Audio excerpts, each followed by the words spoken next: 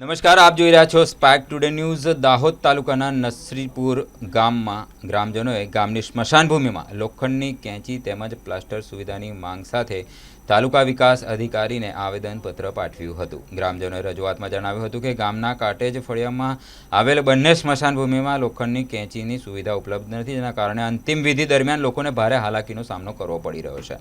સાથે જ સ્મશાન ભૂમિ ખાતે પ્લાસ્ટરની સુવિધા પણ ન હોવાના કારણે મુશ્કેલીઓ સર્જાઈ રહી છે। આવેદનપત્રમાં ગ્રામજનોએ માંગ કરી છે કે બંને સ્મશાન ભૂમિમાં તાત્કાલિક લોખંડની કેંચી અને પ્લાસ્ટરની સુવિધા ઉપલબ્ધ કરાવવામાં આવે, જેથી ગામ લોકોને સુવિધાનો લાભ મળી શકે।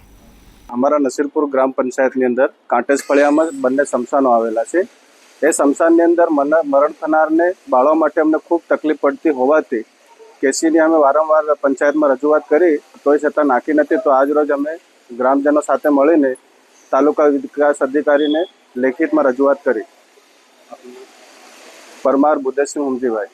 આજ રોજ અમે નજીરપુર ગામથી જે નજીરપુર ગામમાં કાંટેજ ફળિયામાં જે સ્મશાન આવેલા છે, એ સ્મશાનમાં ઘણા લાંબા સમયથી જે ટેસી જે પ્રાથમિક સુવિધા કહેવામાં આવે એવી જે માણસનું મરણ થઈ જાય છે એમને સળગાવવા માટે ટેસી જરૂર પડે છે, એ ટેસી હાલમાં નથી। તો નસીરપુર ગ્રામ પંચાયત પર ગામના લોકો દ્વારા વારંવાર રજૂઆત કરવા છતાં પણ એ કામ પૂરું કરવામાં ન આવ્યું। તો આજ રોજ નસીરપુર ગામના નાગરિકો જોડે અમે તાલુકા વિકાસ અધિકારી સાહેબને રજૂઆત કરવામાં આવી છે। તો અમે આજ સાહેબ પાસે આશા રાખીએ છીએ કે અમારું આ જે પ્રાથમિક સુવિધાનું કામ છે એ વહેલી તકે પૂરું કરવામાં આવે। કિરણભાઈ વરિયાભાઈ શારેજ।